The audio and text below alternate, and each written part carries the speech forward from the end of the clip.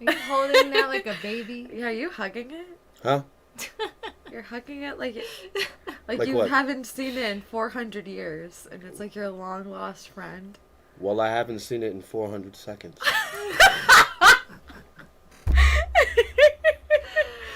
I take it you really like your Head Rush Prime. Huh? Do you like your Head Rush Prime? Do you like it? I can't stand this thing. I don't think so. I hate this thing. You I hate can't it? stand this thing. I want to get rid of it immediately. Why? No, the truth is... So I know. Did you watch my YouTube? My YouTube about... Yeah. I'm going to do another one soon. Yes. Because I like this thing so much, I've named it Baby. That's why I'm holding it like this. I noticed that the fog is blowing in your Yeah, hair. it blows my hair. I like it. It's cool. Vibrant and blue. I like it. No, but I was... It's your color. Right? I was saying how close I've become. I've become inseparable. It's like... Do you sleep with it now? Yeah, I got this, and I got Melissa over here, and then I got the Head Rush like this. This is how So you sleep with all of them? We're inseparable. Don't even need a weighted blanket. You have the Head Rush. And Which brings up a good point. Much like the Head Rush, me and Melissa are like inseparable. Yeah. We're so inseparable that we're separate. We're the most separate couple that anyone's ever met. Separate couple. We don't even talk to each other. People don't even know that we know each other. Like when we're in the store, she goes one way and I go the other. We don't hang out at the store. Thank you. Well, thank you. You're clapping? Thank you. Thank you for all the independent couples out there. Wow. The reason why, hold on, let me put this away. Seriously. So there's a reason. No, you're gonna miss it too much. There's a reason. Oh, don't worry, I'll be back. How shortly? Well, I check on Baby at 15-minute intervals. I thought you were gonna say 15-second intervals. You're gonna confuse everybody at home. Nobody counts this much. Well, some people might. No, but I did want to talk about being inseparable because we're an inseparable band. And that's partly because me and Melissa are the nucleus of the band. We started the band in 2010. And we've had many, well, we've had a handful of members. Let's just say that. But the reason why I bring that up is because I've always been a tube guy, a tube amplifier. I know you're a little bit young for tube amplifiers. Lexi doesn't know what that is. So before we played on Nintendo Xboxes, there used to be these big pieces of furniture. You'd roll them in. They had I've seen them before. Speaker. Okay, yeah. So those, and when you get to my age, it hurts moving them around. They look heavy. They do. When I could just that thing I just had was heavy. That's the biggest heavy one. as the tube amplifier. No, but not as heavy as the other one. My amplifier, I have a Rockaverb, 100 watt Rockaverb MK3. And it takes two human beings to move it around. Like you and Melissa would probably have. You could do it, but I think it would be a challenge for y'all to move it around. Especially with our one arm situation. You guys, right. 2 arms makes 1 girl. Right.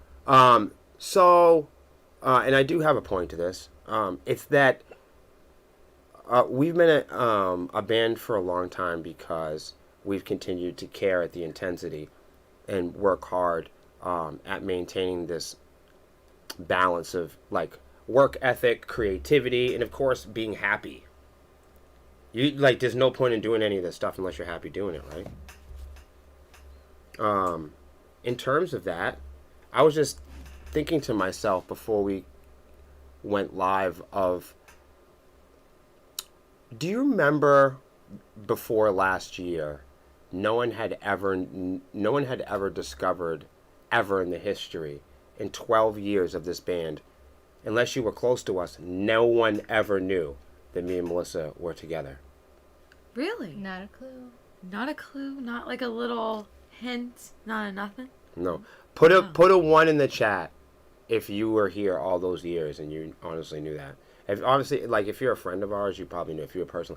But there's Maximus. There's a fucking reason why I'm talking about this though. And that is so people can learn a little bit more about, me and Melissa. Because who are we? Well, we founded the band. So it's important to, you know what I'm saying? It's important to know that we founded the band a long time before we had a deeper friendship or relationship with each other, personal and or otherwise. I don't know. Did we ever hang out, Melissa, when we started the band? I can't remember. I think it took us a while to really start. Like a year or two, yeah, right? At least. I feel like we hung out post 2012 era. What up, Dale? Anyway, so when we started, when me and Melissa started the band, I think that she was excited about the possibility of having a professional band in the future. But I have to be honest with you, when Melissa wanted to start the band, because Sepsiss is really her idea. Like the idea of the brand Sepsiss is her idea. Starting the band was a handful, a collection of people together along with Melissa. But the only musicians that started the band were myself and Melissa. They were all managers and staff members that started the band. Did you know that, Lex? You guys have mentioned it, Me and but Melissa, it's nice to be reminded that you guys are the we were the only two members. core founders. Like, you guys are Sepsiss. Yes. When you guys think of Sepsiss, you guys will think of Melissa and William. I want to point this out because the cohesiveness of the brand and what we shared in our idea of success going into it, as limited as we were in talent or education or experience, hear me out. I think if you would have asked Melissa at that time, do you want to start a professional band? Do you want to license it as a business? Do you want to publish music? Do you want to have showcases and, you know, have a merch table? I think she would have told you yes. I think I would have said yes, but I may not have believed or had the ambition that Melissa did. All right, so let me go further. Hi, Tiger. All of this is valuable information because I never really believed in myself with the whole thing. I'd be Being lying. in the band? Yeah. You didn't believe in yourself. Not really. Like, you know how people will say, oh, you're a great guitar player, you're a good singer, or you've come so far, and you deserve the credit for... There's never been a time where I have stopped to celebrate anything. It's just the entire time, it's just kind of like, we come up with creative ideas, and then we put them on a piece of paper, we set up a goal system, we move on it, and then post or past tense, we look back on it and we say, hey, that was a good time. And by that time, we're usually working on the next project. So myself and Melissa, we've never really had time to sit back and celebrate like that. No, it's really... And there's a reason why I'm talking about this cohesiveness. Is because we wouldn't have been able to inherit longevity if we were wrapped up in our personal motivations. Right. All right? Mm-hmm. So even from the beginning, you know, Melissa really has been the spearhead behind the ambition and motivation in the band, not me. I might have wrote some riffs. You know what I did do? I listened to her. And a lot of people, before people had learned that me and Melissa were together last year, no one had ever known that before. And the reason why we never told anybody that, because we didn't want people to misunderstand that it was my dream and not hers. Do you get it now? Yeah, Everybody that makes rewind it sense. from the beginning if you want to. Thank you, Tiger. Do you see my point now? Yeah. So this is going back to as friends. We never wanted to make it look like even in the beginning when people used to ask Melissa who writes the music, you know, we were very evasive in having interviews early on because Melissa didn't want to reveal, you know, that everybody wasn't a part of the creation process, because in her view, even if there were people in different departments that were performing, she wanted to present a cohesiveness. Okay? And you know how the world is. You know, once people find out that your boyfriend's in the band, right? Then they go, oh, you know, if they'd have found out this 5 years ago or 6 years ago, they would have said, oh, it's not her idea. Right? Because pretty girls don't have ideas. It would switch to, oh, it's him. Right. Just because you're and right, exactly. And you're clearly selling merch for us because we tie you down and we tie you up and then we move you around and then right? Hold up. Thank you, Craig, so much for 500 stars. Yeah! Hold on. We don't do that on this program. I also want to give you a special shout out too, because you gave me this amazing necklace and bracelet at the show the other night. So thank you. I was about to complain that I didn't get any necklaces or jewelry gifts from the show, and then I reminded that I get different kind of gifts. You get different gifts. You got a nice little gift too. What kind? A nice gift. I don't know what you're talking about. Okay. All right, so. All right. What's up, Bernie? Oh my God. Bernie! Why are you still awake? Bernie. Go to bed. sleep. Bernie has been awake for 72 hours straight. It might be more at this time. Yeah. And this is ginger ale. Okay.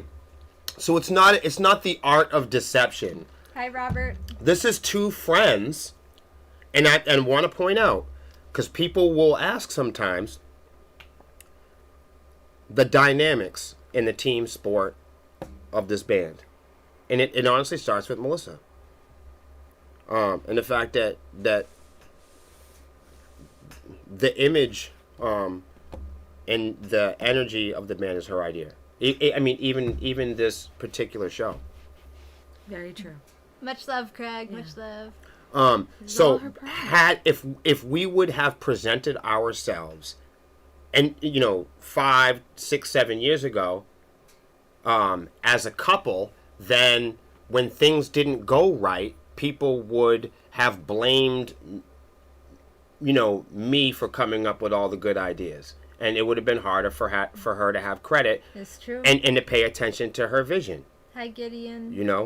So it really comes down to Melissa wanting to do some work as a businesswoman before I came and interfered with the story. And I think that is smart. I think it can be distracting too. Like if you're a developing artist and you're trying to take it serious and everyone on social media is focused on your boobs or your relationship or whatever else, it's hard to become a talented singer. And that's really what you've always wanted, And now that it's not like we're getting hit in the head with Grammys. It has nothing to do with accolades or achievements. But I definitely think it has to do with like a comfort, a confidence, a self-esteem, and safety level, Mm-hmm. Not only just like in your career and in your talent and in your skill sets, but also like with each other as human beings. So just to wrap that up, you see me hugging on my head rush like I'm married to the head rush, but me and Melissa are married to the music, and we've all prior to us having any other layers or depths to our friendship or relationship, we've always kept our business, personal, and creative respective relationships separately. So like Melissa has a creative side of her own, and then she has a professional side of her own, and then there's the whole performance side also, right? So in the same way, when we're handling, because people are like, how do you guys handle your relationships and friendships and all this other stuff in Sepsiss? And a lot of times it comes down to, remaining friends, choosing to do business and never taking it personal. Paul, message me anytime about the Oh. Spider-Man painting. I'm serious. Message me. We'll make it happen. Thanks, Gideon. But that's the recipe, you know. And sometimes when things get difficult for us professionally, we have to remind ourselves that we're friends. You know, sometimes when things get tight, you know, in the professional world or even in the personal world, sometimes you have to just go back to being friends. And that, you know, that's one thing that me and Melissa have always had as a major superpower in our tool belt is that we're actually real friends first, and we love the music more than anything. So we're very different type of people. But you both present like a balance, She definitely balances me out. and also like on the stage too. No, I mean that. No, I mean It's a thing. in every aspect. That's why I wanted, because before I came on, and we went live, I was talking with a friend of mine, and they were asking me if it's difficult for people to audition for the band now that they know that me and Melissa are, well, they called it a power couple. I said, well, not. I said, if you say it like that, then people are gonna say, you know. Wow. But you hear notoriously that there are companies or bands with couples in them that are hard to get along with or hard to work with, and we have been asked that before. Are we hard to work with? I think Melissa had the best answer for that. We're hard workers. That's why we're hard to work with. But if you're on social media or you like a good story, you know, naturally you can't work with us because we have sex. So that makes it impossible to make music. But like it, you know, everyone's going, oh my God, they do that? But that's unbelievable. You know what I mean? You should be surprised at how many fans we lost when we admit that we're closer friends than we actually are. That's wild. That's wild.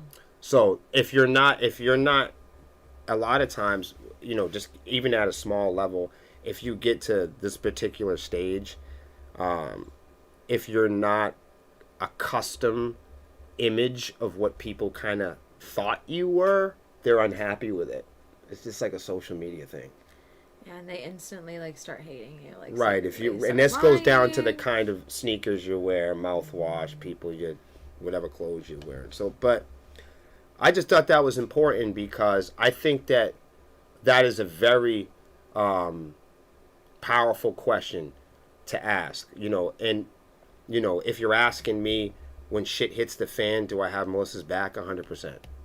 And I personally, professionally, and otherwise, because in the beginning of the story I told you that I didn't believe in myself, and people come to me and say to me, wow, Will, you changed your life, and you must have known the whole time that sepsis was going to, you know, affect you in this positive way. I was just like a lot of you out there. I didn't, and Melissa, you have to forgive me, I can't say I really believed in what she was saying.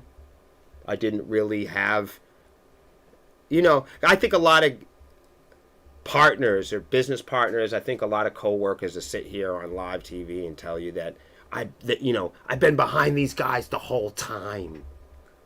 You know, I always believed in Melissa, and yeah, I certainly have, to the extent of participating every day.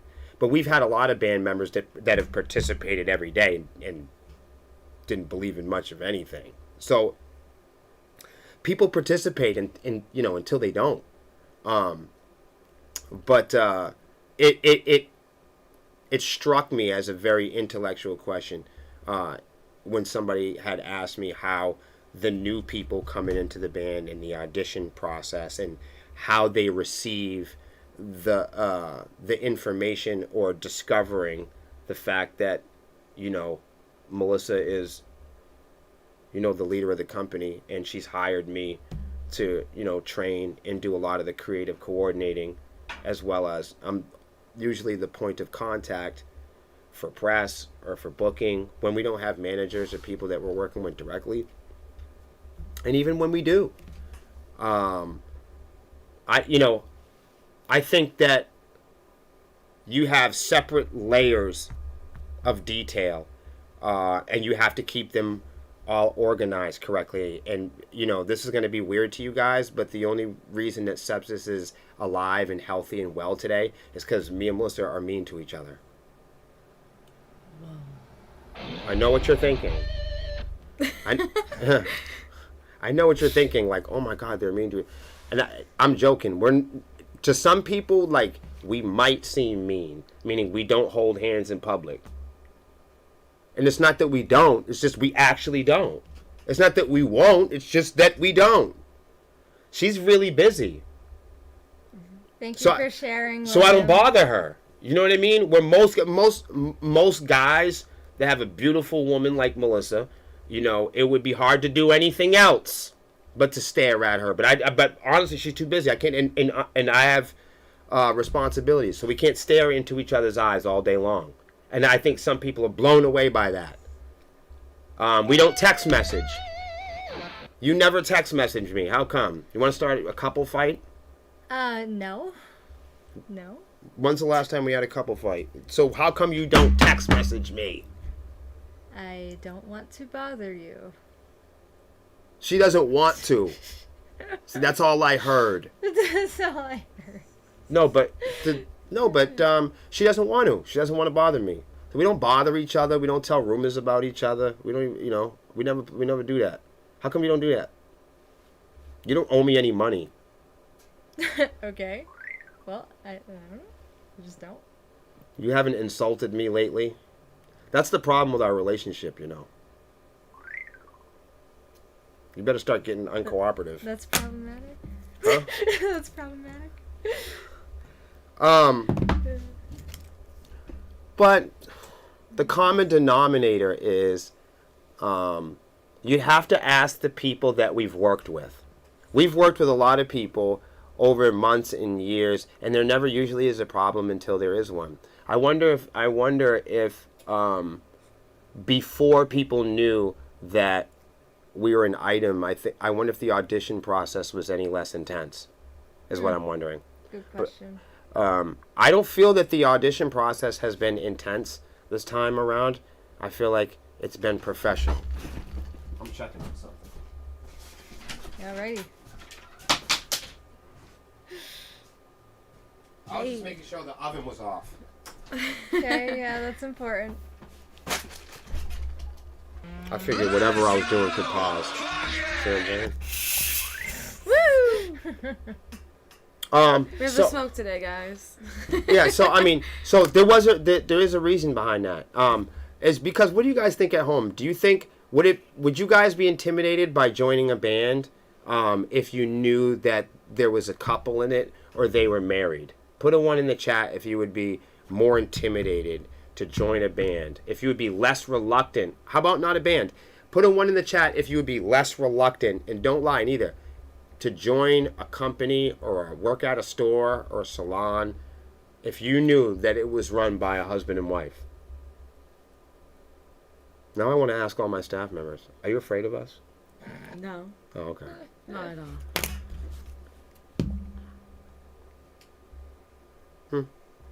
So because you guys are great to work with. Well, because we've talked about this before. We all have it. Like, even the people at home, you have it too. You have so there's like me. There's like William that I know, right? So there's like me, and then there's myself, and then there's I. Right? There's me. I kind of look like this. Check it out. There's me. Then there's myself. And then there's I. Right. So there's me, and me, I am the guy that I want you to see. Here I am. Here's me. I'm me. Metal Box fan said, me, myself, and Irene. You know? So there's me, the me that I want and I'm hoping. There's me, the William. When I get up in the morning, I'm fucking, all right, this is me. I'm going to show everybody me. Here I fucking go. And I present myself the way I think I am, right? So that's me. The me that I want you all to see. Or I hope. And then there is the other myself, right? And the myself guy is the guy, he's not me, though, because remember, me is the one, don't you lose track. Me is the one that is the person projecting an image of the one I want you to see. That's me. Myself is the actual person that you guys all see. And then there is I, the fucking person that I don't want anybody to see. Not even my mom. Do you know what I mean? Right. Don't smoke on that. That's funny. So, and we all have this person, you know what I mean? Like we all have these people in us. Some of us might even have got more, but you know, essentially, we all have like the us that we're hoping everybody to sees, and then we have the us when people go, hey man, you got a booger on your nose, so you don't know when you have a booger on your nose. You'll never know. See, that was the me. So you go out the side of the house, you think you look great. Yo, here I am, I'm me. You step outside the house, people are pointing at you. You're like, why are they pointing at me? Because you have toilet paper on your shoe, and you're dragging it, you know what I mean, across the lawn, and everybody can see it. See, you thought you was looking good, right? There I am, here I come, I'm me. Oh, damn, I got 15 feet of toilet paper. Congratulations. Why are you Hi, vlogging? Gio. Because it's funny. You know what I mean? You got 15 feet of toilet paper hanging behind yourself. You know, that's the you that everybody saw, right? You had a different type of energy. And then there's the you inside, right? That's like, I will fucking kill everybody that's just making fun of me. You know what I mean? Like, Right, and that's the one you don't want people to be you don't seeing. you don't want nobody to meet that person. And then somebody asks you, hey, are you okay? And then the you that you want to be responds and says, I don't want to fucking kill you. I'm doing fine. And then you lie. And so it begins. Liars are buyers, I guys. said, I hate when that happens. You see what I'm saying? So you go your whole life just kind of lying as best you can. Much love, George. Liars Thank are you. buyers. See? What's up, And- Play-Doh? How you doing? Liars are buyers. So I'm sure, I don't know. Do you don't ever side with me though? Like you don't. And that's what I was trying to tell people earlier. No one's ever gonna believe this right now. But like, if you're a band member, like Melissa doesn't side with me. You don't side with me. No. What do you think? Is this bullshit or what? Do we side with each other? Do we On some things. really? Yeah. Because we agree on this on. Well, there's one big agreement that you guys have, and it's sitting right behind us. Okay.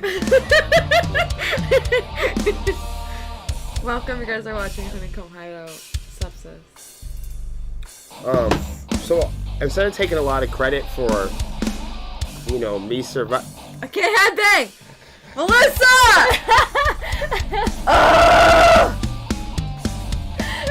I can't that have one was it. heavy. I can't headbang.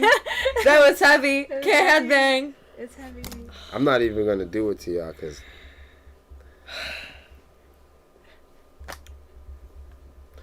Gio. What's up with Gio? Mel said no. I heard nope, never.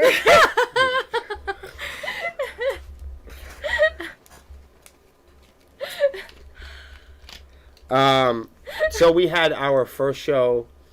So we had our official first show back last weekend. Woo!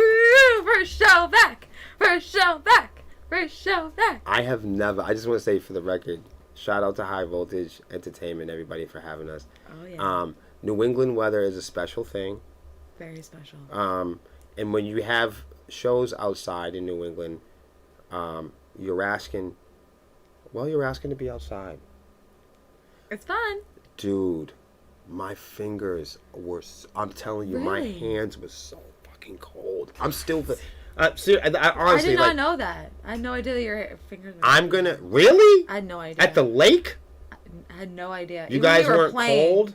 I Oh. was cold, but I didn't know that while you were playing that your fingers were like so cold that they're icicles. I had Oh, no yeah. idea. So I've never been able to last tell. Saturday we played in short of playing in the rain. The generator also ran out of gas and in the middle of the set, but I wasn't upset about that. I wasn't upset because we had a good time and it was a very positive experience. I got to see my buddies from Death Rattle. They were there. Plague Upon Us was there. They had one of the best sets. I got to discover a new band, Hyperdriver X, that I really liked. You know me, I'm always trying to collect cool bands. And one of my other favorite bands played. And they also will be a co-headliner at Swarmiefest.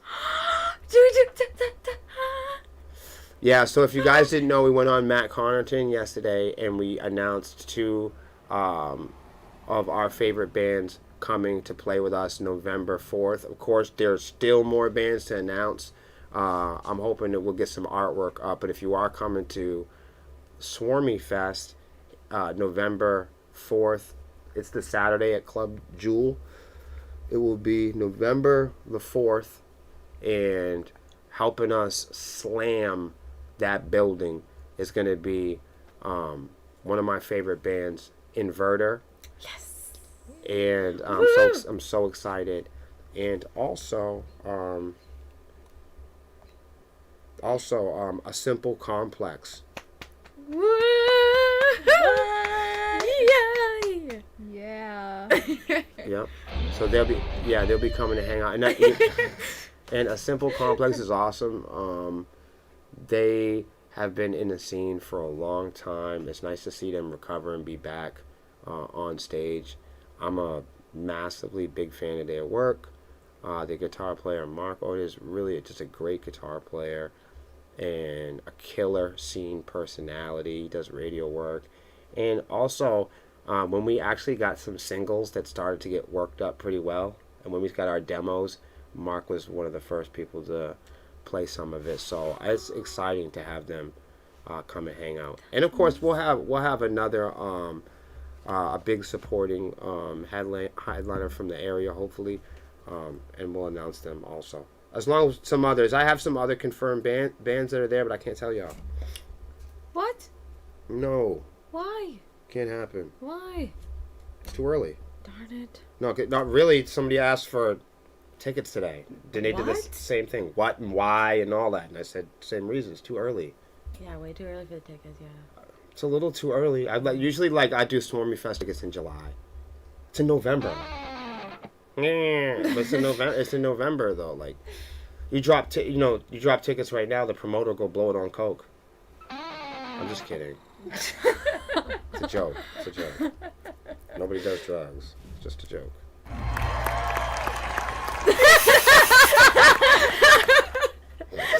I gotta watch what I say. Sound effect. I was waiting for it. I was like, I don't know if you're gonna Anybody- play it or not. Just for the record, anybody that believes anything I say on here, this whole program is manufactured. It's not real. It's not real. Stop. You're getting dangerous with those buttons. I know. I feel like you're Getting a little right? dangerous. Do we need to take it away? Just kidding. These are my buttons. Okay. What are these I got buttons it. do? No, Right. she's getting hard to work with. Hey. This Sorry. is why Mel is not allowed to touch the head rush on stage. What? Come on. You know I would never have that. This lady already makes me nervous. Allison said the suspense is real. What's up, Allison? I already missed your face. Oh. Yeah. No.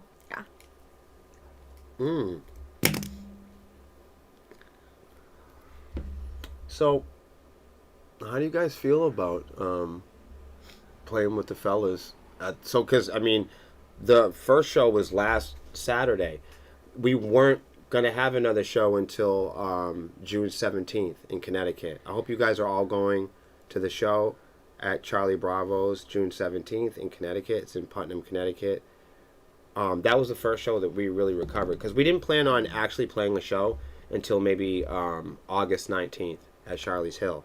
But in the last minute, I decided to keep the 17th of June. I'm glad that I did. And in the process, we started playing music almost immediately. What do you think? Melissa, did you expect last night to go well? Or that's the only second time that you've played with your new bass player. Thoughts? I'm really excited it went as well as it did. I'm very excited about that. Did you? No, like, I'm Richard. gonna try to get you to be honest here. Allison misses your face too. Oh, Face missing. yeah. That's really generous. We were only in Manchester last night. Allison, you can come on the podcast with us. Yes, Yeah, please. you can. I have a spot right here, right next All to me. staff members are allowed to come on the podcast. Here. It's a rule. I'll scoot. Yeah, if you happen to work here, you can come on the podcast. But we're just gonna grill you with fucked up. See, Allison would be fun to come on the podcast because we could hit her with like 10 years of sepsis interview questions. I want to know her experiences. I want to know about all the past Right. scandals. That's what. Right. She knows Exactly. about all the. I want to know what's in your brain. She knows the juice. She knows all the juicy stuff. Yeah.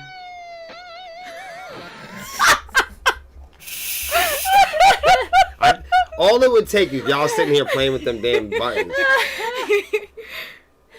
On a scale of 1 to 100, what percentage of stage ready is Sepsiss now? I Wait. know it's not 100, be honest. Who said that? Oh, Who said that? shit. Geo. Damn, that's a good Oh. question. Let me tell you, I'm gonna keep it real. I'm gonna keep it real. Give it a Allison said you were fire, Melissa. Everyone loved it. Thank Woo! you. Thank you. Everybody sets. I feel like everybody sets me up. Hold on, let's do it Keeping like it this. a bean. Allison already said her. Hans. Allison said her piece. Yeah. I know Hans is gonna say his piece.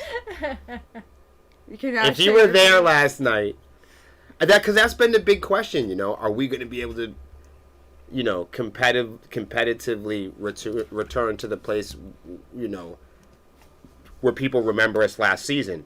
But here's what I need all of you at home to understand, seriously, is that if you saw us last season and you thought that we were really good, I can't tell you the amount of stress that I personally, as an individual, me only, that it took for me to get it that way. Nobody worked as hard. Nobody worked as hard as I did to get it that way. I wrote the music and I wrote the choreography, so it's like people can only, it's just like this lineup or the next or 10 years ago. I'm Sepsiss for life. So somebody that joins the company, it's like Target. I could say, hey, you work in this aisle, you get out at 10, you got to wear the red shirt, you got to mop it like this. You could love that on day one because you're homeless, but you could tell me to fuck off later on when you get comfortable. So it's like, I'd be like, so you're going to wear the red shirt until you don't. You're going to mop it like that until I'm not looking. You're going to come in at 10 until you think you don't need to anymore, and then you're going to tell me to fuck off. What up, Bruce? So, in terms of having to compare or measure competitively, professionally, our performance package, I think that I would not do as much to measure a comparison so much as I would get ready to see something entirely different that pushes, that moves forward, that acts on its own. I think that the people that we're playing with now, as opposed to the folks that we were playing with last year, I think have a different ferocious appetite in terms of them wanting to be in the band. I think we're playing with people right now that want to be here versus, for example, I'm not talking about anybody, but for example, somebody that doesn't want to be here. You know, somebody, for instance, we've had players years before who've come to me and said, hey, you know, it's not really my music. And I've always been like, that's really weird. Because when you did the audition, you said, you know, you told us a different thing, you know. Mm-hmm. But people do change their minds. I mean, people like cheese popcorn and then they don't. People like blondes and then they don't. You know what I mean? People like what they like and then they don't. So... But I can't choose to like or not like what we're doing because it's who we are. You know, this is who we are. This isn't like a hobbyist thing or something like that. Yeah, I feel like these folks are entirely different. To answer the question, I think we have a long way to go before getting to a place that I would like to see this group of people. I think that it's going to take I think we're a work in progress. But I'm going to tell you that the answer I'm giving is difficult because that's not based on any previous lineup. Does that make sense? Mm-hmm. I think when we start to have this conversation, we go, oh, you know, are they going to be as active on stage as they were before? That is one of the number one things I hear people ask. That is one of the number one things I've never thought. Can you please put a 1 in the chat if choreography is really important to you in Sepsiss? Put a 1 in the chat if choreography is a big priority to you in this band. If you have, especially because for the people that have known us in the last 2 years, I know what they're going to say. Put a 1 in the chat if you view choreography and stage presence as a number one priority in our professional performance package. You have to say this to a degree because the performing members don't write music here. You got a 1. Okay, 1's good enough for me. But and okay, so 65%, maybe 70 if we get Zach dancing. It's all how you like your cookies. It's true. That's true. Some like a crunch. Some like a crunch.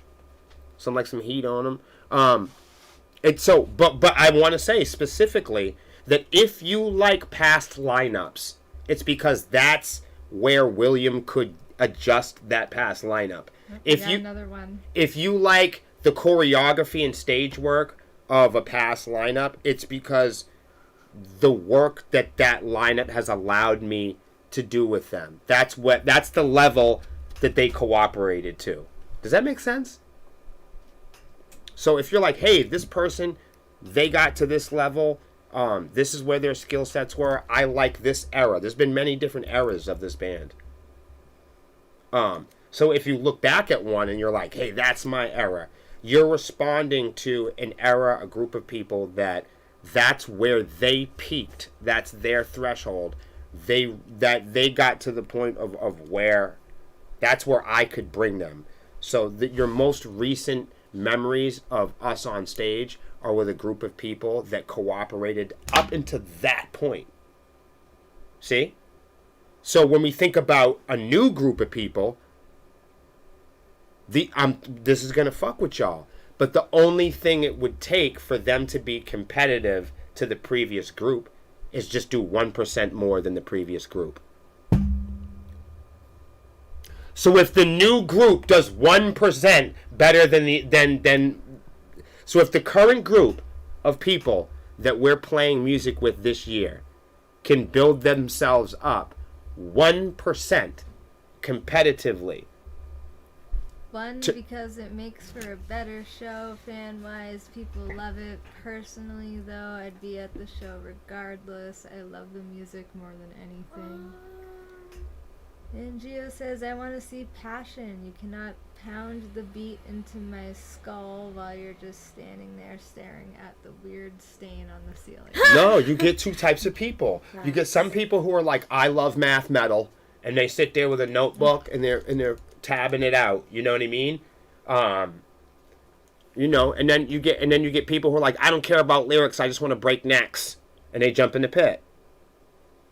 And then you get some people who like, I want to feel what Melissa's saying, and then they get spin kicked in the back of the head, and they're like, what the fuck? I want to go home. You know? So you got different listening experience. But so far, I think what's important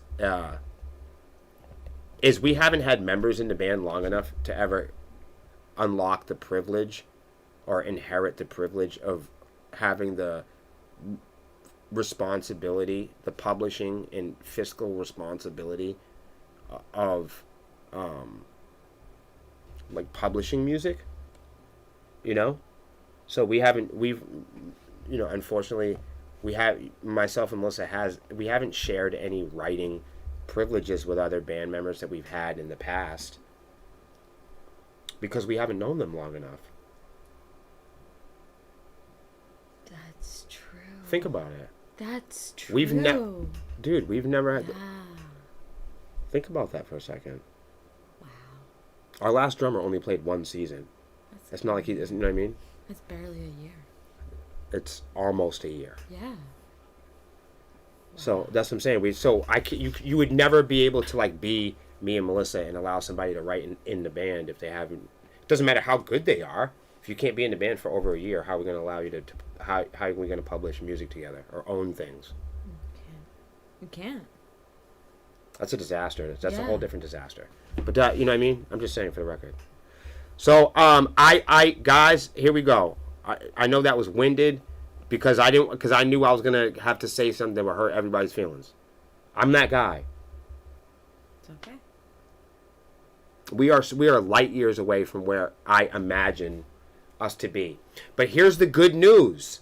The good news is that gives us a lot of room for improvement. Now we got something to do.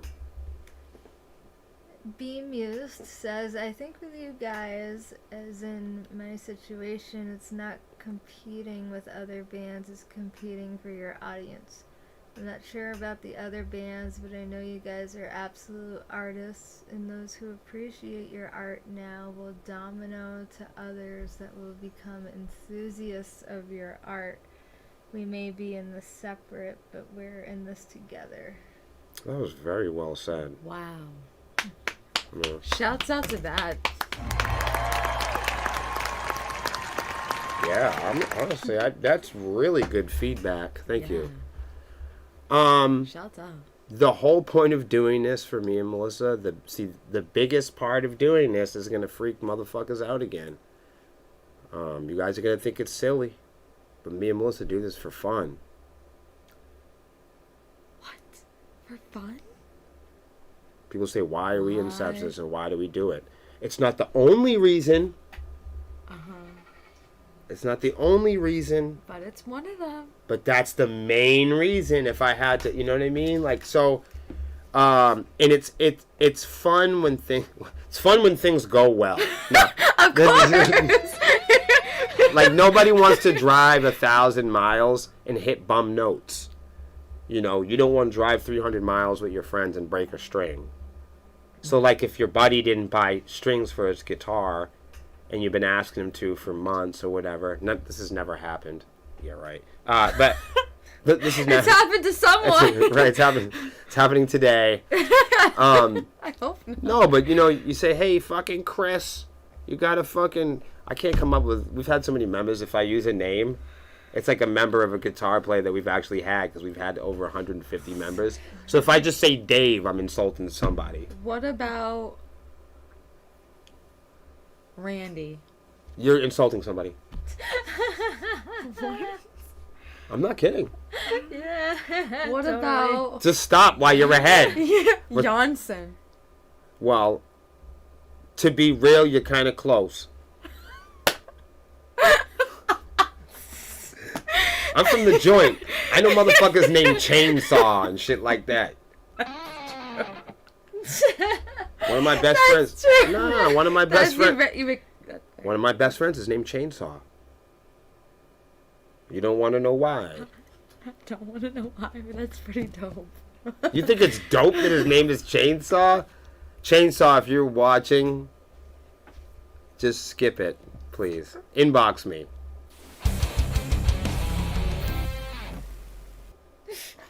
Stop pushing my buttons. What were you talking about? You screwed everything up. I don't even know what we're doing on this show. I was saying something. You were talking? I was going to be mean. Oh, wait. Is this Oh. an announcement? No, it's not. There's no buttons. There's no more announcements.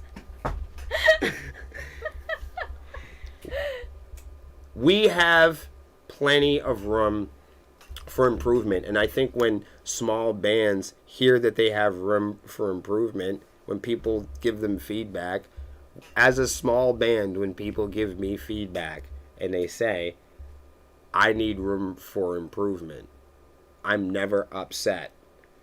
I get insulted daily on my guitar videos. Did you guys know about this? Okay, I get people they go in on me. So I make guitar videos. They're probably 8 to 12 second to minute videos. I, on purpose and cognitively, post and publish these videos because I'm well aware of how confusing this is and how it has excited people. And people of all shapes and forms come in and watch my guitar videos. Some of these videos are, 250,000, 500,000, 150,000 views. I get tons of these, and people go off on me in my guitar playing. They go, but the other 50% of these people fucking love the shit. It's the most amazing. It's like a phenomenon. You gotta go in there. It's inspired me to post the worst type of videos I can find. Do you see, like, the clear, like, 50-50 switch of people hating to people? No, they are fighting. Oh, they'll fight themselves? Oh, all I do is... cave on themselves? Yo, everybody has got to go in and go look at my past guitar videos. That's crazy. Of people... And it's the only place I leave insults up, because I won't allow nobody to insult y'all. If I see it, if me and Melissa see stuff, we try to clean it up, just because we don't believe in negativity equals more negativity. You know what I mean? You leave it up, then somebody else does something negative. And I know that there's a belief that everybody should be able to say things to each other, but you know what? You wouldn't say that in a grocery store. So no, I'm not going to let you say it there. And if I owned a store, I wouldn't let you say it in my fucking store. So if I have a page, this is my business. I'm not going to allow you to talk negatively about my friends or nothing like that on my own page. But when it comes to talking negatively about me, I leave it up. Because I think it's fun. And the whole point is people are really mean. And they say terrible things about my guitar playing. And then I remind them all the time. Because they're like, insult, your guitar playing sucks. My 8-year-old can play better than you. What you play is nonsense. You're terrible.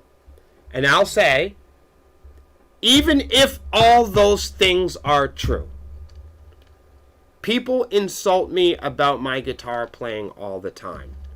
And when they do, ladies, I always tell them how happy I am to hear this. And that I am in a really good fucking mood when people tell me that my guitar playing is horrible. People tell me all the time, Will, your guitar playing is trash. And I'm like, oh, is that so? Am I bad at playing? I say, you're awful. You can't play no scales. You don't know the formulas and you don't know music theory. And I say, oh, really? And they say, you can't play fast and you're not accurate. And I'll say, that's probably true. And I'll say, let's go with all of it. All of it is true. What the fuck are you going to do about it? Let's say that all of it is true. Let's say I'm a terrible player. Oh no, I don't know what I'm doing on the guitar. It's all a big waste. I'm wasting my life. So what? It changes nothing. So when somebody tells me how bad I am at making music or playing guitar, the only thing it does is it reminds me that I haven't practiced yet today. I think you should. Because and I tell them so much, because people have been on these comments and gone, oh my God, Will, they're so insultive of you. How come you just take it like that? And I said, oh, no, I honestly, I take it with open arms. I leave it up to debate. I let them have it out. If you think the guitar playing is good, then you do. If you think that it's not good, if you think my guitar playing is not good, then it's probably not.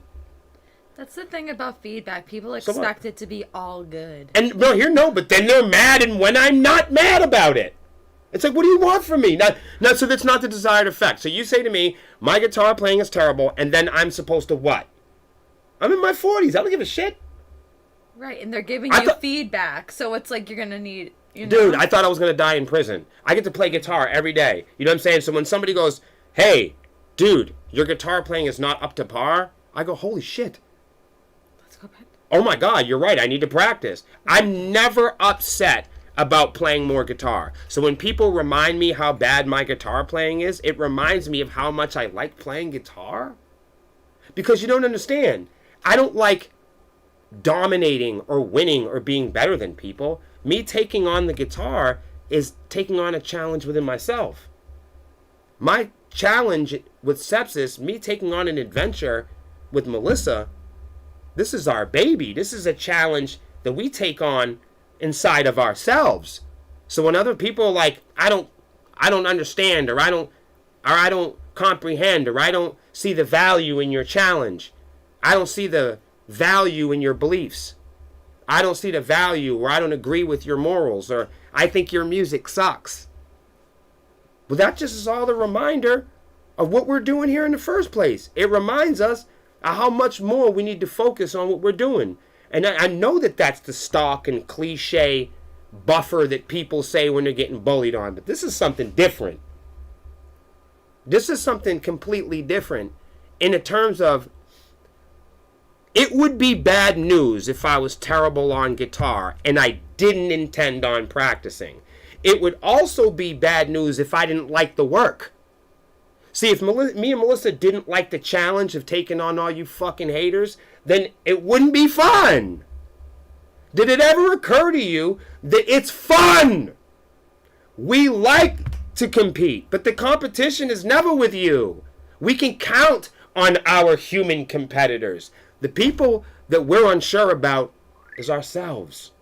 We are the true obstacle in our path. We know that, taking on a job. We knew that the notes and the scales and the pitch values are up to us. You guys are going to like it or you're not. There's some people going to come in the door temporarily, and that they're here for the music, and we know why a lot of you guys are here, for other different reasons.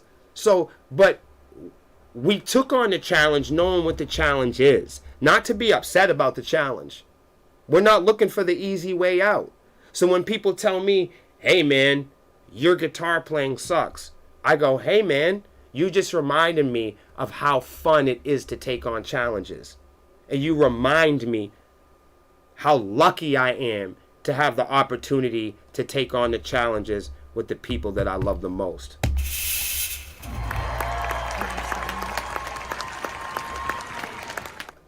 It's good news. What do you mean we haven't put out? They say, Sepsiss, you guys haven't put out a lot of material. Oh, good. That just means we can. They say, oh, you haven't hit your highest note. Oh, good. Now we have something to reach for. Oh, you guys haven't secured the best lineup yet. Perfect. Now we can get working on it. Now that we've ushered everybody else out the door, now we have room for strength. Allison said it's also something you guys created together. It didn't exist before then. I think people forget that sometimes. Right. That's real. Right. And I said something earlier about, like, Melissa's the love of my life. It's not just like some person I met down the street. So this, Sepsiss is like our baby. Literally. So people are going to look at your baby like your real baby in life and go, oh, there's a booger on the nose. Oh, what the fuck is that? They're going to look at your baby and you know what I mean? Shoes are going to be untied. Like, oh, look at that kid's shoes. Look at that. Where's their parents? Right? Or they go walking. Whose baby is that? That baby, hey, honey, are you lost, little baby? Where's your parents? Yeah. So Sepsiss is me and Melissa's baby. So we're not about to tolerate nobody talking shit about our baby. We don't back down in terms of how we invest in our baby. I'm cooking pies for my baby.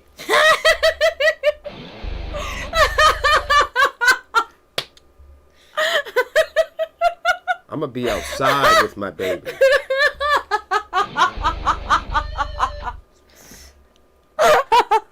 Don't make me have to pull up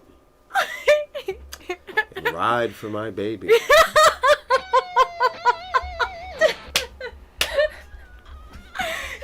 it a bean. All right. Let's move on. We're never going to move on. All right. So Zach is great. Wait, is this an announcement? No, it's not. Stop. Wait, it's not. I didn't do It's that. not. It's not. She's about to blow. Stop. Look at this kid. Enough. I don't know what to do anymore. Let's all be quiet. You can't be quiet for that long. No, I can't. I like to talk too much. I'm sorry.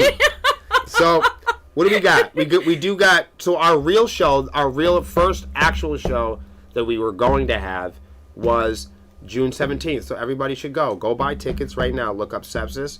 Look up Charlie Bravo's. Look up June 17th. And there's Mordecai's there. Scarecrow Hill.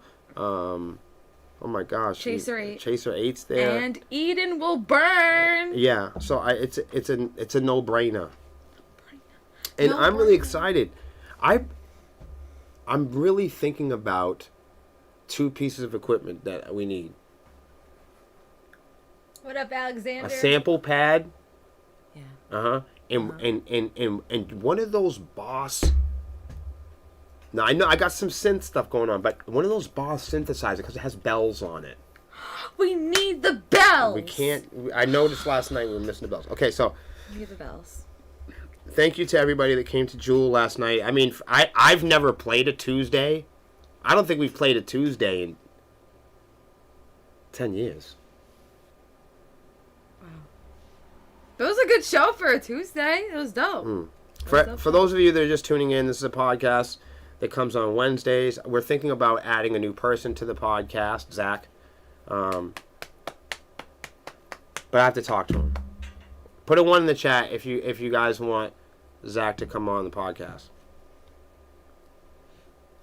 Zachy B. But you might be pleasantly surprised, because Zach comes from a theater and acting background. So you guys haven't got a chance really to talk with him a lot, except for that one live we did. Yeah, that was really fun. His One. birthday. Cool. One again. I appreciate y'all, man. Another Especially, one. do you think we should keep Melissa on the podcast? Put a 2 in the chat if we should keep Melissa on the podcast, but she gets to press buttons.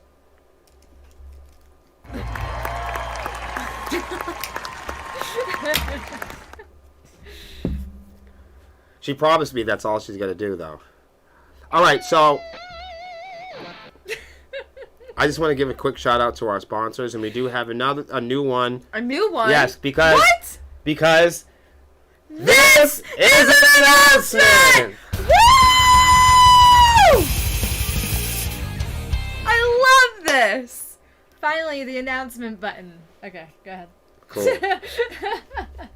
We had to get it over with. Woo! So if you didn't know, and we will have a much more formal announcement, but Legion of Solace is now. It's our pleasure that they are now an official. Not only are they a partner and affiliate of us and on our website now too, but also they will be an official and first announced partnership and sponsor of Swarmiefest 2. Do you love that or what? Woo! Let's go to a show right now. Lexi, Woo! so you most people don't know this because I noticed that a lot of folks were just excited about you screaming. Put a 3 in the chat if you saw Lexi screaming. If you saw Lexi's scream video. Or if you went to the show. So what I think is funny is like the amount of people that were just like, oh wow, Lexi, you really found your calling, and that's really nice. But how long have you been working on this screaming thing? A year, at least a year. You really did. Your interest started last year. Yeah. What was it? What was the deal with it? Like, why did you start? You're getting a bunch of threes. Wow, perfect. Thank you, guys. Thank you. What was your question? So what interested you about screaming? Like, because I thought it was kind of foolish. I thought you were going through a fad. When you said that you wanted to scream, Lexi, I thought it was like one of those things that young people say that, they want to do something. And that, especially with music, a lot of young people say they want to do something. I want to play violin. And then the first time somebody tells them they're not doing it right, people quit. Like, that's my experience with music a lot. So what kind of started it was, I've always been a metalhead, ever since I was a little girl. And I've always been very curious and infatuated with the screams. But when I was younger then, indulging in the metal and the screaming and everything. The metal. The metal and everything. I didn't really quite understand it. I didn't really understand. That's like me and reggae. I didn't know what the fuck was going on. Exactly. Yeah. So I still loved it. I still continued to listen to it. And as I got older, I started to. Because you're really old now, I'm so old. But as I got older from then, I started wanting to get curious about how they're doing this. And physically. Yes, the anatomy. Mechanically. Yes. Yes. The anatomy of how they're doing the I want to know the anatomy of that. Right. So I started to get a little bit more curious and wanted to learn more, which took me into death metal. Yep. And from there, because you love death metal. I love death metal. I when I first listened to metal, I never really listened to death metal like that. Mm-hmm. I did though. I did dabble. Did you start liking death metal when we started like playing bigger shows like in Rhode Island and out, like when we had, because that's when we first started playing with like a lot of death metal bands at that time. Around then, I started to This is laughable, but Sepsiss is like the hardest band ever. Before we started going, like, you know what I mean, like in our circle's like light compared to right. You know what I mean? Like, there's some people who describe us as a heavy band, and I'm like, what? I'm like, no. I would say around then, it made me look at the screamer in a completely different way than in a recording, trying to figure out, how are you doing this? Yeah. Seeing it on stage singing, and it's being in that experience and being in that environment and maybe be like, you know what? I wonder if I could do it. I listen to this music all the time. Yeah. I want to listen to it. I want to sing. I sing with them, sing my own version. Yeah. And it made me want to be like, you know what? Let's indulge more in death metal and learn how to. It always bothered me growing up when people would say, and this is like really cliche, I don't want to get stuck up on this too long, but it always would bother me when people go, look at her, she's so cute. How does she do that? And I would look at people who don't scream, and I'm just like, you just don't know screaming. And that made me want to learn. Yeah. That right there made me want to learn. It's like little dogs bark really loud, too, you know? Just add that. Maybe you could talk with them if you scream. No, so last night you had to go through 3 different things that you've never done before. So you did your warm-up in the parking lot, but you got to scream with the front man of Dead Reckoning, Taylor, who's like a renowned national screamer. He goes around screaming with Slaughter to Prevail and Attila and all these people. Now he's screaming in your face. How did you feel about that? I was intimidated for you. I was like, this guy's gonna blow you out the parking lot. I knew he was going to blow me out of the parking lot. I wasn't really concerned about who was gonna win. Right. But I was a little intimidated, but at the same time, I'm like, this is an opportunity to scream with someone new. This is an opportunity to perhaps, like, learn something. What planet are you from? You're not a Gen Zer. Something's wrong with I you. keep trying to explain this to you people. I am not a Gen Zer. I may be in that generation, but I am not that person. I'm not those people. That's funny. Yeah. Cool. So I was like, I had to do it. So that was a first. And then it was another first. Have you ever performed on stage? Ever? No. Can I tell you something? Sorry. Look, you can't even do it. I keep thinking about it, so I'm really excited. Sorry. So, you're really smiling very hard right now. Yes, it was really... I'm sorry. Stop apologizing.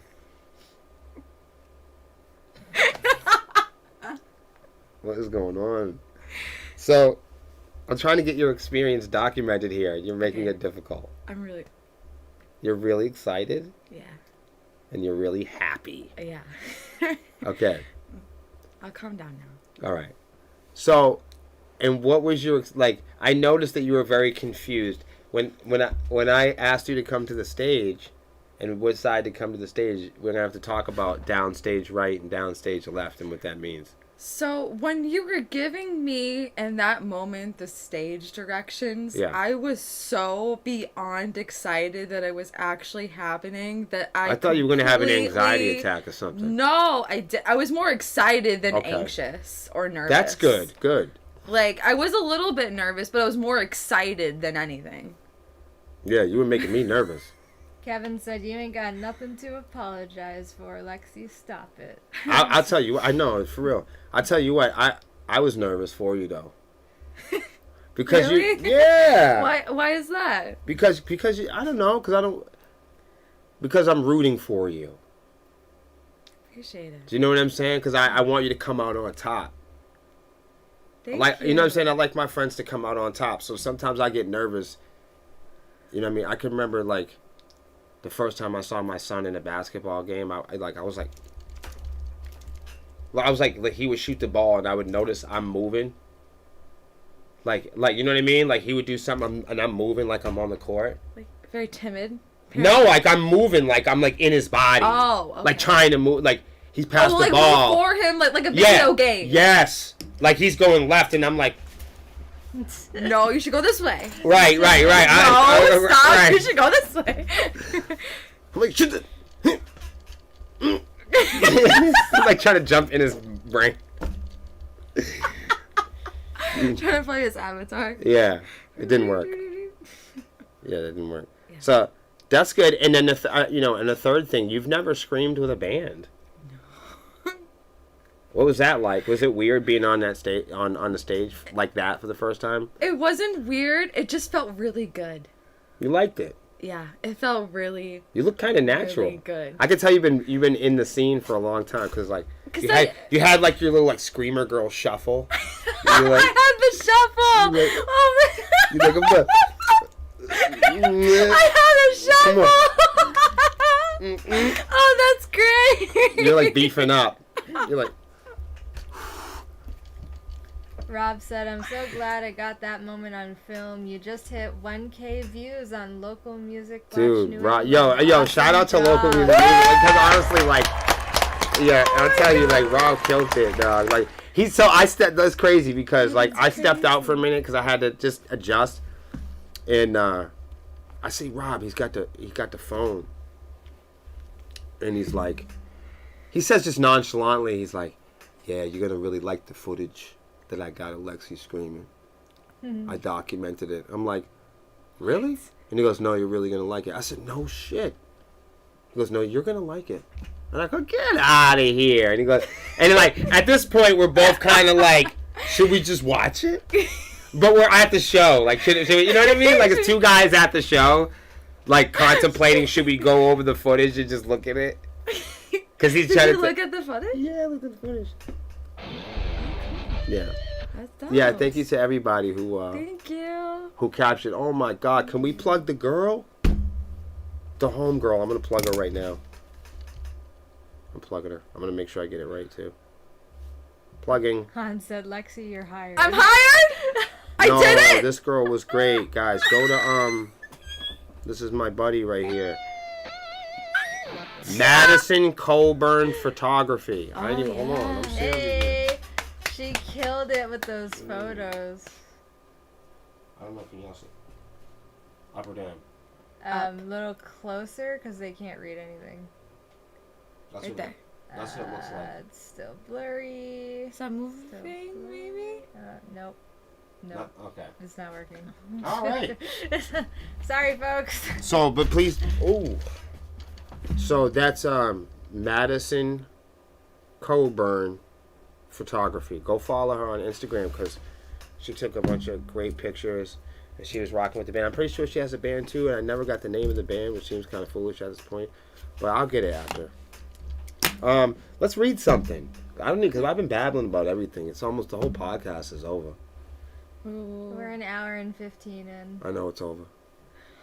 Would you like to do? No, let's read some stuff. Okay. We always come here to read stuff and then we don't. Psychologists say people who listen to heavy metal think more logically than non-metal listeners. Yeah. I'm not going to argue with that. Do they give a scientific... According to psychology, metalheads think more logically in more complex terms than those who don't listen to heavy metal. This is a statement that came from Dr. Nicole Androli, who has a PhD in clinical psychology. There's more frequencies involved. Cymbals, guitars, those are all very complex frequencies.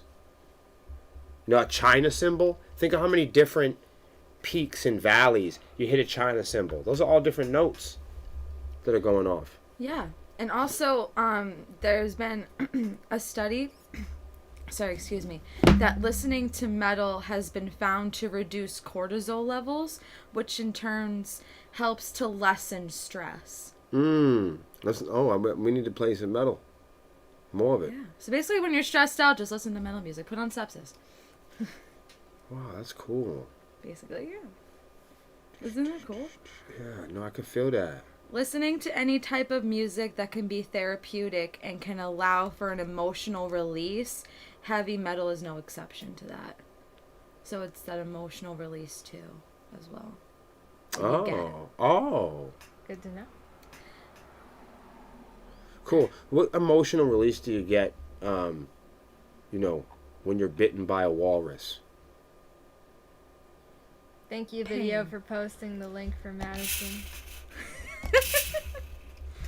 Oh. Even negative emotions, heavy metal lessons as well. Chaser 8 just came out with a new music video. Hey. What? Yeah, it's called Say Whatever. Go listen to it.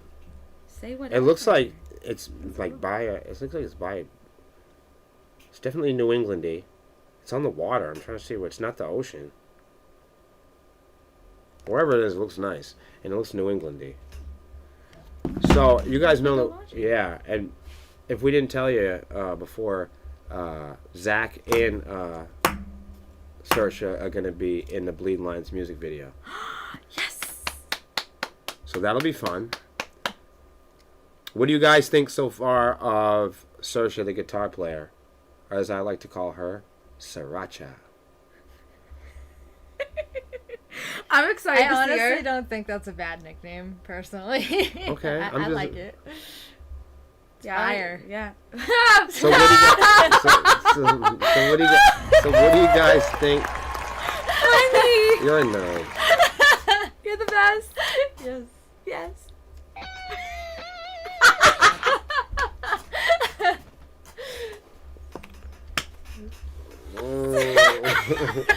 We're a team.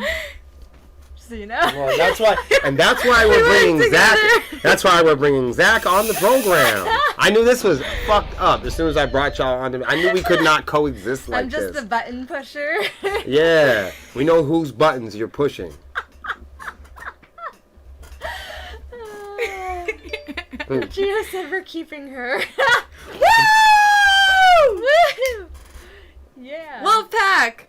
Yeah. Yeah. Yeah. Yeah. Ow. Ow. Ow! Mm-mm.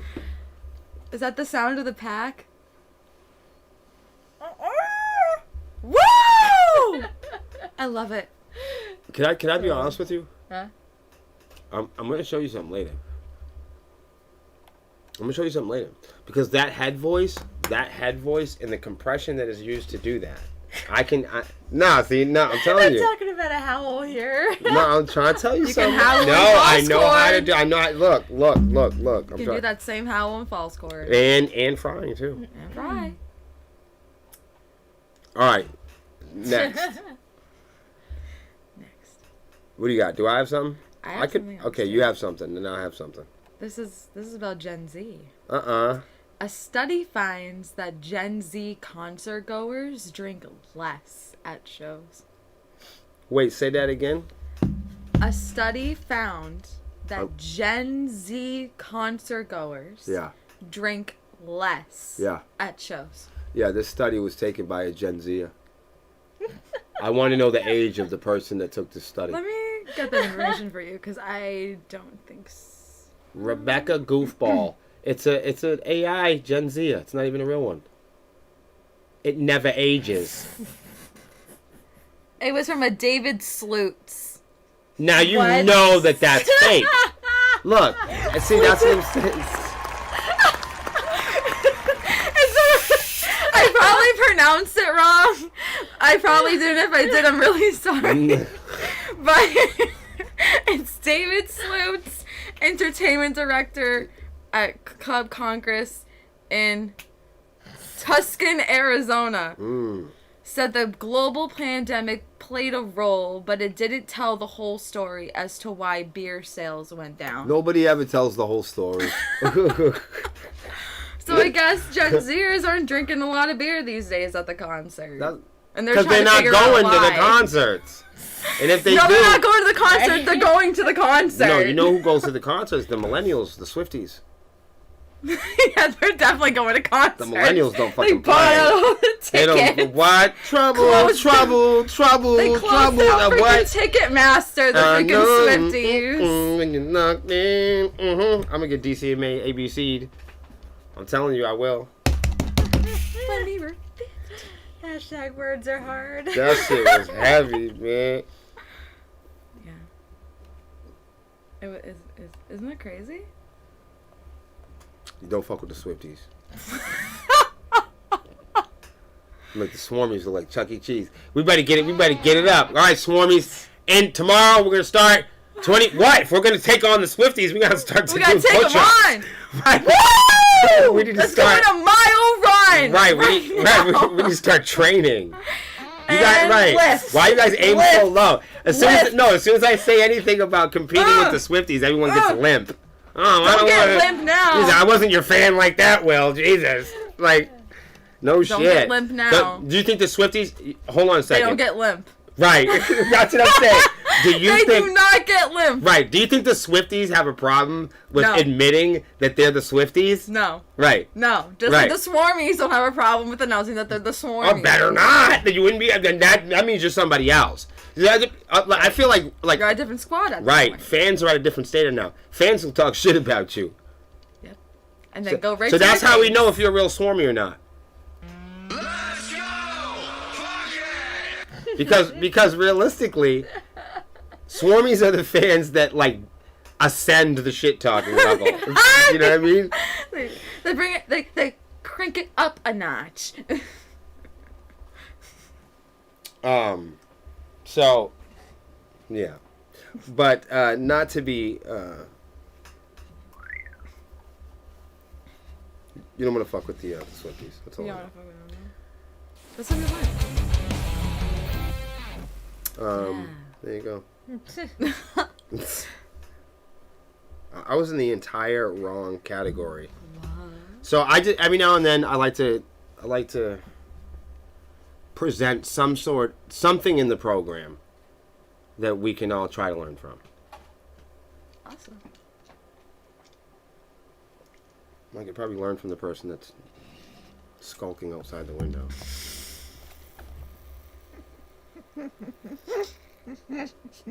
You don't know the skulkers that I've dealt with. Don't say skulk too loud. They know.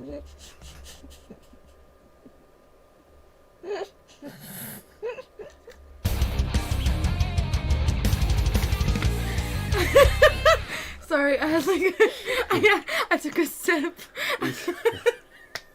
Yeah, I think some of your samples should be color coded.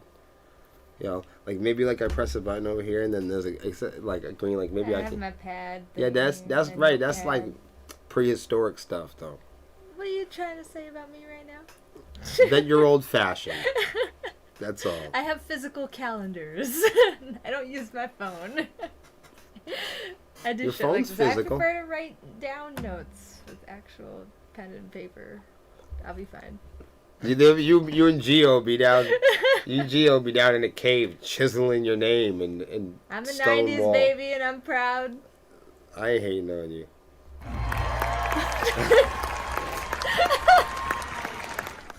I think I found your favorite sounds. Which ones? The happy ones? The applause.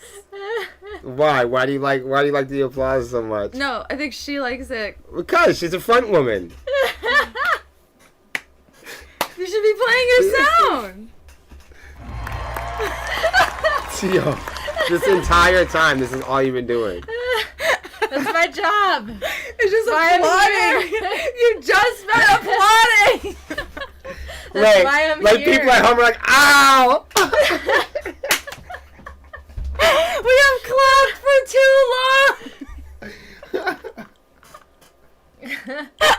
We're clapping for clapping. Jeez. Right.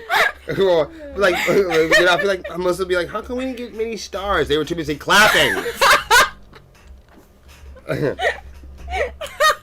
So every now and then,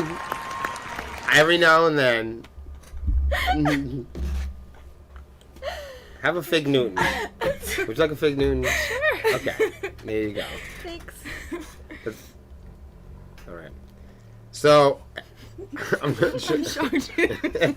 No, stop. Oh my God.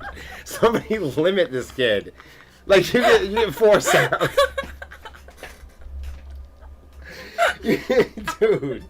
What are you doing? I have 8. Thank you very much. Yo, I'm leaving. How many sounds do you have? Collectively. How many times can you recycle these? What the hell? This is insane. I would never be able to read anything. This is crazy. I'm gonna go get the juice. I'm getting the juice. Bye. Now I feel really bad for pulling you guys into my laughing Who fit. likes Fig Newtons? 'Cause I do. I'm really good. Anyone that I sucked into the laughing fit, I am so sorry. This was the 1st I'm time sorry that was for making infectious. your ribs hurt, Gio. Oh my God! Poor Gio, you're Your poor ribs. the audience. Perhaps, Ray. Perhaps. You'll That's never fucking know. hilarious. You'll never know. You'll never find out. I'll never tell. You'll never find Dude, out. I tell you And about all the little ex-girlfriend? babies are gonna- I tell you about the ex-girlfriend that I'll never leave. Did I tell you about that one? What happened? I told you the story about the I'll never leave thing. I'll have to tell you after. It's Yeah. hilarious. All right. Yeah. So One for the storybook. I got you. Stories. I love story time. That's my favorite time. It's story time. Well, good, because I'm gonna give you one right now. What up, Ray? Stories. Okay, here it comes. Okay. So every now and then, we like to do something that is informative. I know the last probably 10 minutes certainly wasn't. This program has gone to all hell. Sorry, I sucked you guys into my laughing fit. No, it's all Lexi's fault. She knows better than It's So, I'm sorry. a lot of times I get into these massive debates over, like, rock and roll and metal and where it comes from. And so I think it's fitting to have somebody like Lexi in the company that is, younger than me and Melissa and isn't scared of history. But I kind of combined her expertise, Google, and Wikipedia, and books. Right. And she actually reads. But we combined some of the analog knowledge. So I'd say like Lexi has the best balance in terms of delivering, like obviously balanced presented history and information on rock and roll, because like your dad was into rock and roll, you grew up in studios and recording studios. I mean, you've been around music your entire life. Can you read? Yeah. Musically, heavy metal has deep roots in the hard rock of the 1960s, and by extension in the blues, as filtered through the work of early rock musicians such as Link Wray and the Kinks, as well as later bands such as Led Zeppelin and Cream. So where did heavy metal originate?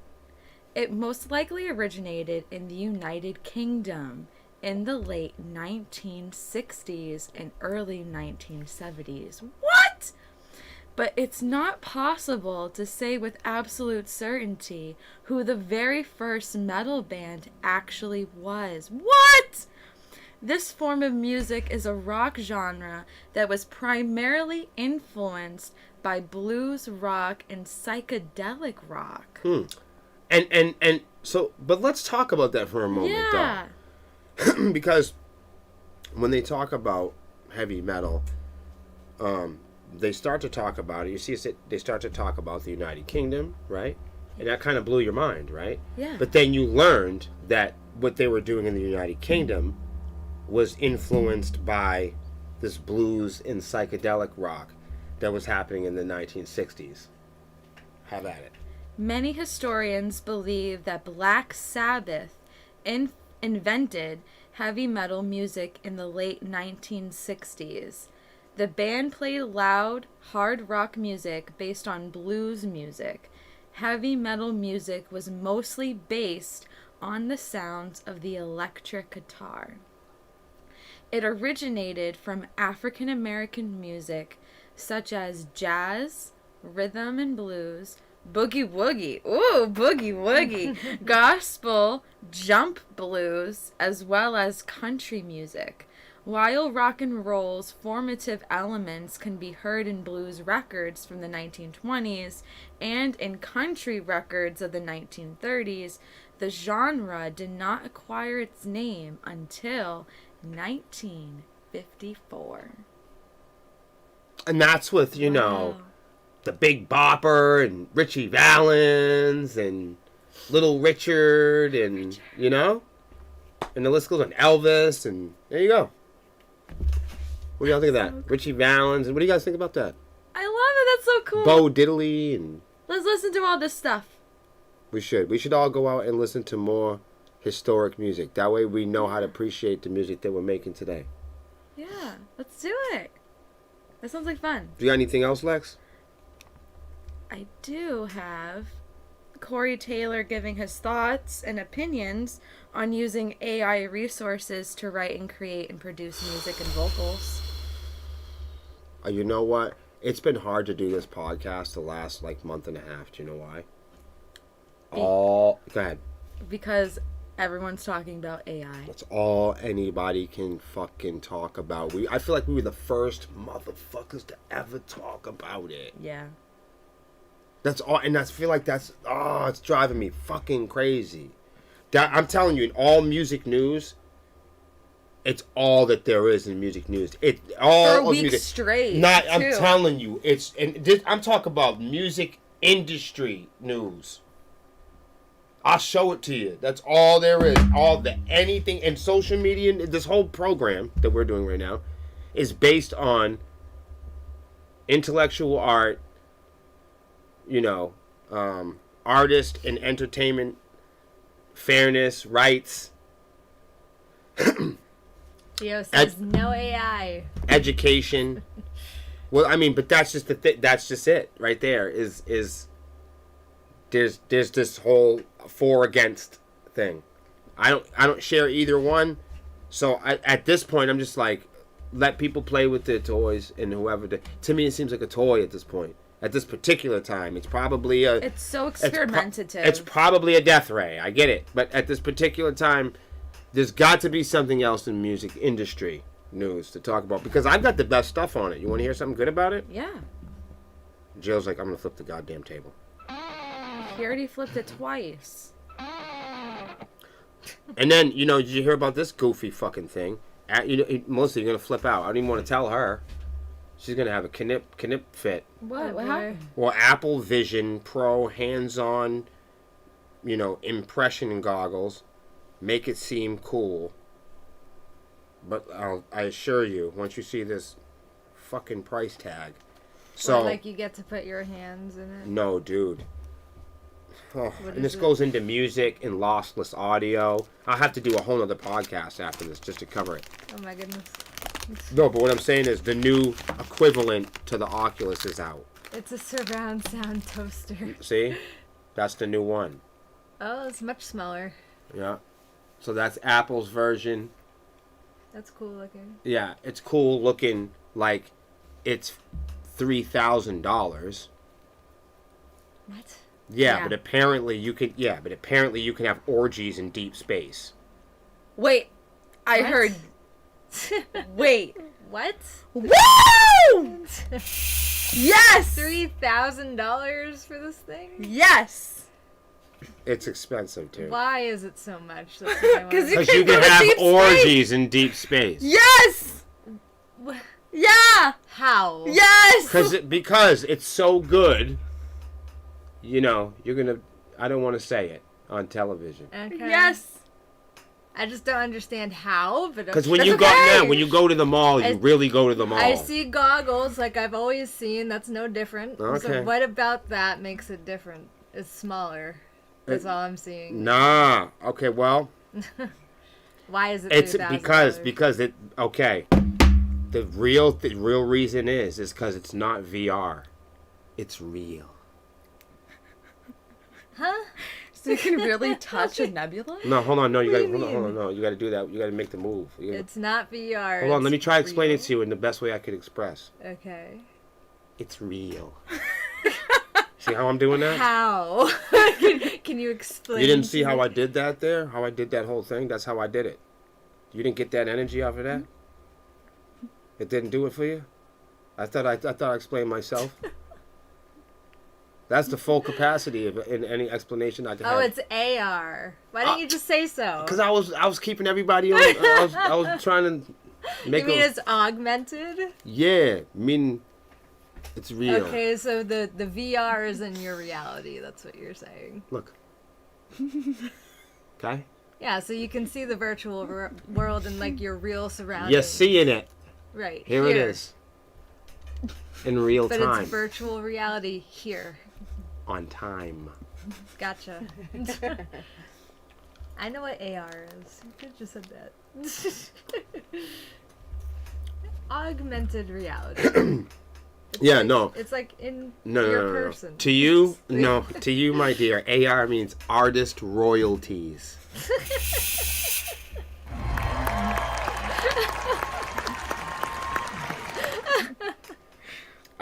So yeah, it's real. Pizza and blowjobs for everybody.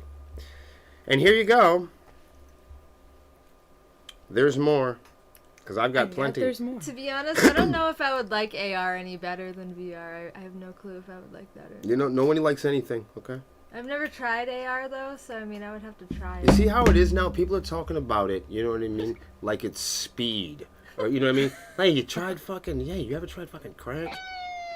You know what I mean? Hey, you know what I mean? Hey, you know where you're gonna get that good AR at? Who got that good? Like, yo, what?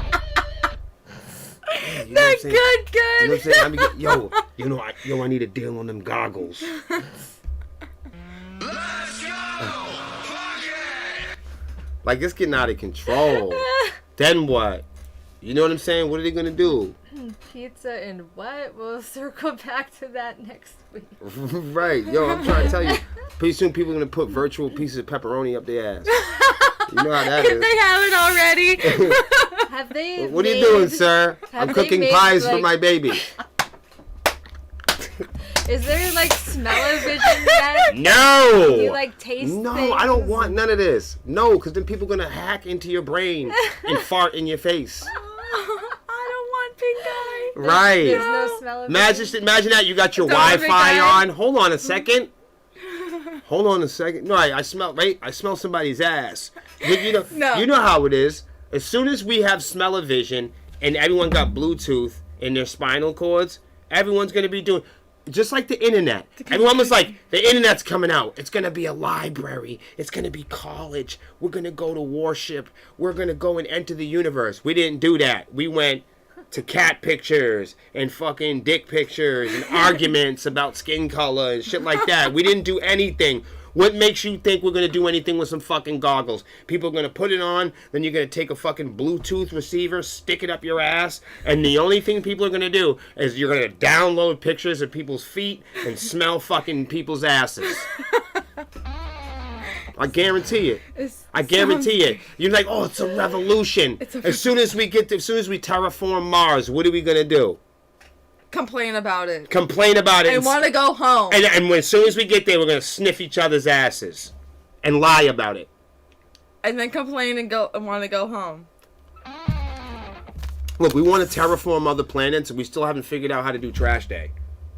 So what are we going to do? Or take a poop. Right, we're going to leave all the trash here and then go to another planet? What are we going to do with that trash?